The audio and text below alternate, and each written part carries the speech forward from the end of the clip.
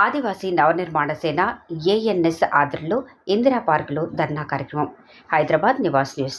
Scheduled ఏరియాలో గ్రామ సభలకే అత్యున్నత అధికారం ఉంటున్న ఉస్మానియా యూనివర్సిటీ ఆదివాసీ జేసీ చైర్మన్ పాపారావు పేసా ఎల్టీఆర్ చట్టాలను కాలరాస్తున్న ప్రభుత్వం నూతన ఇసుక విధానంతో ఆదివాసులకు అన్యాయం జరగనుంది.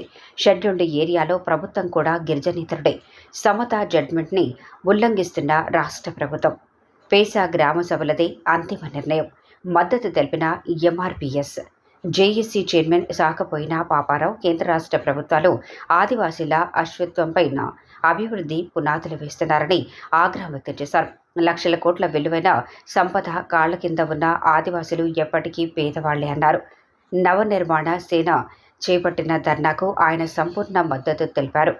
ఎంఆర్పీఎస్ రాష్ట్ర జాతీయ నాయకులు మేడి రమణ, నండూరి నరసింహ, దళిత బహుజన విద్యార్థి సంఘం నాయకులు నవీన్, రాజు తమ సంపూర్ణ మద్దతు తెలియజేశారు. రాష్ట్ర హైకోర్టు అడ్వకేట్ అసోసియేషన్ నాయకులు సంపూర్ణ మద్దతు తెలిపారు. దేశంలో అత్యంత అన్యాయాన్ని గురయ్యే ఆదివాసీలు మాత్రమే అని ఆయన అన్నారు. ఈ కార్యక్రమంలో భాగంగా ముర్రం రాజేష్, కుంజా మహేష్, మోరం రామలక్ష్మి, వాసం రజని, సుభద్ర జ్యోతి, కుమారి, పద్మ, చిలకమ్మ ఏజెన్సీ మండలాల ఆదివాసీలు పాల్గొన్నారు.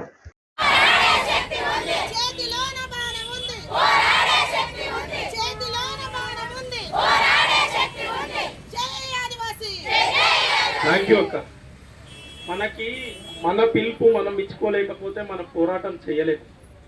మనకు కావాల్సింది ఫస్ట్ గట్స్ అంటే తెలుసుగా ధైర్యం. ఎక్కడ పోయినా మన పోరాటంలో ముందు ఉండాలంటే మనకు వాయిస్ ఉండాలి, ధైర్యం ఉండాలి. మీరు ఇక్కడ ఇందిరా పార్క్ అనేది హైదరాబాద్ గుండెకాయ. మీరు ఇక్కడ పోరాటం చేసేటప్పుడు మీరు ఇక్కడ అరిస్తే అసెంబ్లీ సెక్రటరియట్లకి ఇంపియాలి. ఎక్కడికి? అధికారులు మీ దగ్గరికి రావాలి, మీరు అధికారుల దగ్గరికి కాదు. మేము అటువంటి పోరాటాలే ఇక్కడికి చేస్తుంటాం. మిమ్మల్ని చూసినాక మాకు ఇంకా ఇంకా ఉత్సాహం వస్తుంది. మా అక్క వాళ్ళు ఇంకా ధైర్యవంతులు అని చెప్పి అవసరమైతే బాణము వాళ్ళ చేరుకు కూడా కొట్టాలి, అంటే అలా కుర్చీకి కూడా కొట్టాలి, దిగాలి. ఎందుకంటే మీ బాధ వినిపించాలంటే భయపడేది ఎవ్వరికి లేదు. మనం 100 కోట్ల స్కాములు చేస్తలేం ఎవరికి భయపడడానికి.